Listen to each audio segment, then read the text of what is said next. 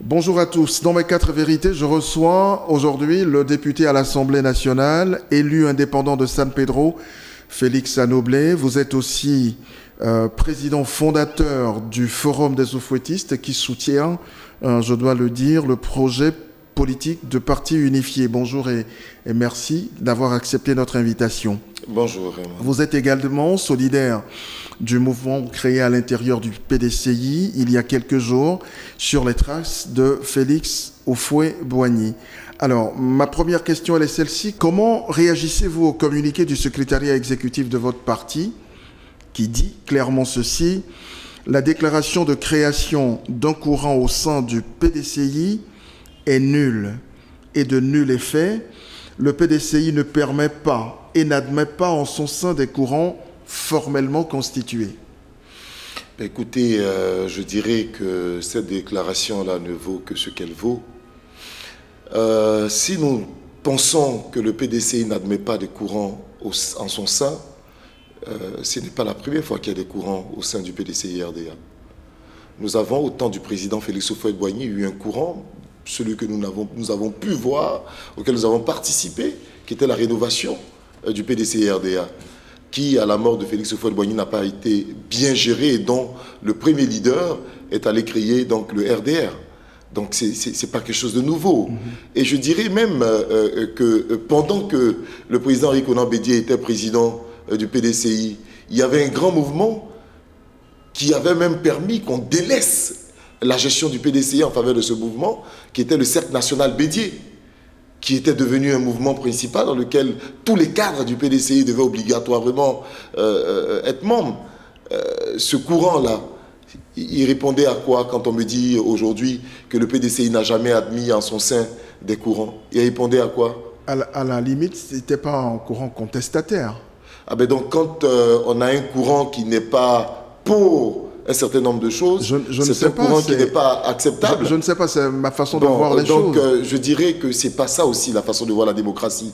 Et je pense que la démocratie, c'est l'expression de tous et la volonté, je dirais, de la majorité qui s'applique. Donc là, dans ce cas, qu'on laisse tout le monde s'exprimer et qu'on regarde où se trouve la majorité pour prendre des décisions. Pour l'instant, on a l'impression qu'on veut imposer une volonté à la majorité des militants du PDCI-RDA. Et pour éviter cela, je crois que la meilleure façon de voir si l'ensemble des bases du PDCI-RDA est pour ou contre le parti unifié aujourd'hui, c'est de convoquer un congrès. Ils seront tous présents, ils s'exprimeront et diront si oui ou non, ils sont d'accord ou pas avec le parti unifié. Mais il ne faut pas leur imposer une volonté en disant la base ne veut pas, la base ceci, on ne veut pas ceci, et mettre tout sur la base alors qu'en réalité on n'a jamais interrogé cette base pour savoir ce qu'elle veut véritablement. Alors, dans ce communiqué, il est clairement dit qu'en fait il y a eu des décisions qui ont été prises au dernier bureau politique du parti, donc on ne comprend pas pourquoi naîtrait ce courant à l'intérieur du parti qui va contre ce qu'a décidé le bureau politique. Vous savez, en toute démocratie, lorsque vous prenez une décision et que cette décision fait naître d'autres bruits derrière, c'est que vous n'avez pas pris la bonne décision. Ou alors, vous n'avez pas suffisamment discuté, argumenté ou convaincu les uns et les autres avant de prendre la décision. Cette décision, il est clair, va à l'encontre de, je dirais, d'un certain nombre de militants, de la vision d'un certain nombre de militants, et c'est normal que ces militants-là veuillent s'exprimer autrement pour faire entendre leur voix. Est-ce que ce n'est pas une façon implicite de vous de montrer la porte à tous ceux qui soutiennent aujourd'hui le parti unifié à l'intérieur du PDCI, de leur montrer la porte de sortie du parti? Qui monte cette route? Qui monte la porte. Quand on regarde le communiqué, ce communiqué qui a été publié, c'est tellement clair que vous n'êtes pas forcément les bienvenus aujourd'hui au sein du PDCI. Vous savez, à quelques exceptions près, ce sont les mêmes acteurs qui étaient présents quand le RDR se créait à l'intérieur du PDCI-RDA. Et j'espère que cette fois-ci, la sagesse va prendre le dessus et qu'on ne laissera pas le parti encore s'éclater. Alors, je l'espère bien. Est-ce qu'on est plus proche? Là, on sait déjà que le parti est divisé. Est-ce qu'on est beaucoup plus proche aujourd'hui, vous voulez dire, de l'implosion? Vous savez, moi je ne souhaite aucune implosion. Je vous ai dit, je suis président du Forum des Oufouettistes. La mission que s'est assignée le Forum des Oufouettistes, c'est de véhiculer et valoriser l'esprit de Félix Houphouët-Boigny. Je dirais, moi, en tant que disciple de Félix Houphouët-Boigny, à 7 minutes près, qu'est-ce qu'aurait fait Félix Houphouët-Boigny face à cette situation? Et je réponds, il aurait ouvert un dialogue véritable. Ça lui aurait pris des heures et des heures, des jours et des jours, mais il aurait parlé avec tout le monde. Il se serait convaincu qu'il prend la bonne décision avant de la prendre. Il n'aurait pris aucune décision selon ses intérêts, mais il aurait pris une décision selon l'intérêt du groupe, selon l'intérêt du peuple ivoirien. C'était ça Félix Houphouët-Boigny, celui dont on se réclame tous, mais dont on a beaucoup de problèmes à suivre véritablement les idées. Et si le secrétariat exécutif venait à sanctionner les cadres qui ont créé ce mouvement? Vous savez, à force de vouloir sanctionner, on va finir par sanctionner tous les militants du PDCI-RDA. Les sanctions, vous savez qu'un parti politique, c'est une association. Sanctionner à gauche ou à droite, ça fait quoi à qui? Est-ce que vous êtes sûr que le PDCI-RDA pense véritablement qu'il est en position des sanctions en ce moment? Il gagnerait à faire en sorte de créer l'union et l'unité autour d'un idéal commun au lieu de sanctionner chaque matin. Parce que les sanctions, ça changera quoi? On n'enferme pas l'esprit de quelqu'un. Vous parlez d'un idéal commun, ce serait qui incarne aujourd'hui cet idéal commun? Est-ce que ce n'est pas le président Henri Konan Bédié? Ah ça, je ne sais pas. Je pense que ça devait être lui qui devait incarner un idéal commun. Pour l'instant, mais bon, je pense que pour l'instant, on nous amène à incarner tous l'idéal du président Henri Konan Bédié. Est-ce que réellement c'est son idéal qu'on veut suivre ou bien c'est un idéal commun qu'on veut suivre? Comment aujourd'hui vous arrivez à expliquer aux populations, à vos militants de base dans les différentes régions de ce pays, comment arrivez-vous, vous qui êtes des élus, arrivez-vous donc à leur expliquer ce qui se passe aujourd'hui au sein du PDCI? Écoutez, moi, j'explique, j'ai toujours expliqué facilement. J'étais délégué du PDCI en cette qualité.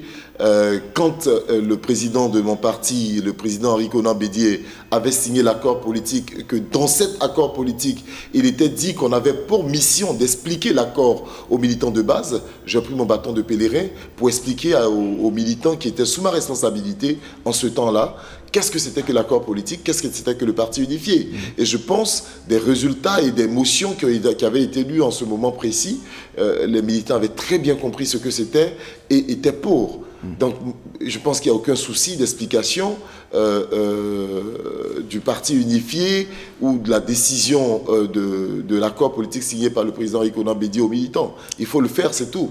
Est-ce que cette tension-là qu'il y a encore et toujours au PDCI, c'est pas la preuve que, bon, finalement, le prochain président, le prochain candidat du PDCI à la prochaine présidentielle, ça pourrait être le président Henri Konan Bédié lui-même, puisque des cadres autour de lui agitent déjà cette idée-là dans l'opinion? Vous savez, moi je dis tous les jours que dans une élection, il faut laisser tout le monde se présenter. Celui qui veut être candidat, s'il remplit les conditions, qu'il vienne être candidat. Maintenant, le peuple choisira le meilleur.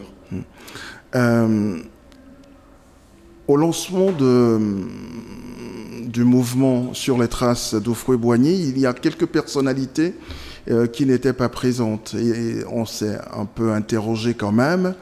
On n'a pas vu M. Awan Doli, on n'a pas vu M. Charles Kofi Dibi.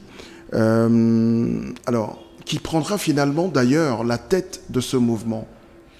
D'aucuns annoncent déjà le vice-président de la République, Daniel Kablan-Duncan. Est-ce que Daniel Kablan-Duncan a véritablement besoin de prendre la tête d'un mouvement?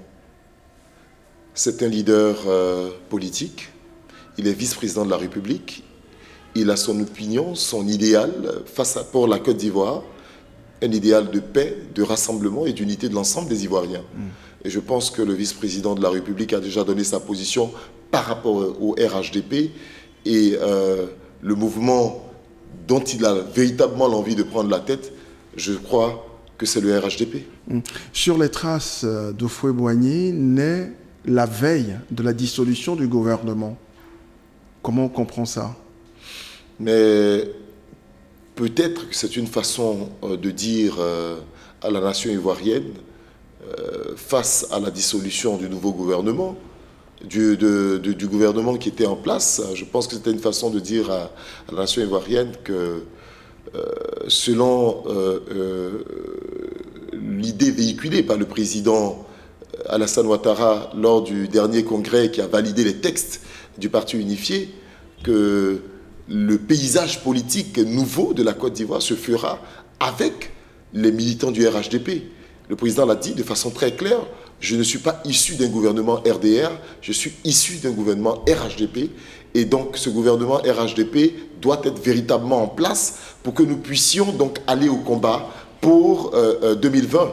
Donc il est clair que je suppose que les ministres qui ont lancé le mouvement ensemble ont donné un signal d'adhésion au président de la République. Qui donne un signal d'adhésion au RHDP, au Parti unifié, et qu'ils soutiennent donc les actions de celui qui incarne aujourd'hui cette mouvance du RHDP, c'est-à-dire le président Alassane Ouattara. Alors ça veut dire qu'on va vers une recomposition également de la configuration actuelle de l'Assemblée nationale. Donc il y aura finalement un groupe parlementaire RHDP. Mais ça, je vous l'avais dit depuis longtemps. Ça va de soi. C'est une obligation morale, intellectuelle et c'est une obligation d'honnêteté vis-à-vis de la population ivoirienne. On ne peut pas prendre un label pour aller à une élection et revenir se présenter sous avec un autre groupe à l'Assemblée nationale. C'est pas faisable, c'est pas normal, ça ne se fait pas. Les députés élus à l'Assemblée nationale sous l'étiquette du RHDP ont été élus par les populations parce qu'ils ont présenté le ticket RHDP. Ils ne peuvent pas arriver à l'Assemblée nationale et puis se diviser. Alors comment est-ce qu'on va aux élections locales? Avec quel RHDP? Ben écoutez, le Premier ministre Amadou Gon Coulibaly l'a dit de façon très claire à Gagnoa. Vous savez, au cours des grandes manifestations, des messages politiques clairs sont lancés. Et le Premier ministre l'a dit de façon très claire. On va aux élections locales en parti unifié, en RHDP parti unifié. Donc tous ceux qui veulent l'investiture du RHDP doivent savoir que c'est parce ils veulent donc être dans le parti unifié qui prennent l'investiture du parti unifié RHDP. Il est clair qu'on ne peut pas continuer à ruser avec le peuple ivoirien. Ou on est dedans ou on n'est pas dedans. Alors, toute dernière préoccupation, le forum des Houphouëtistes sur les traces de Félix Houphouët-Boigny. Bon, c'est Houphouët-Boigny qui vous rassemble. Qu'est-ce que vous ferez ensemble désormais? Vous venez de le dire. Le forum des Houphouëtistes sur les traces de Félix Houphouët-Boigny.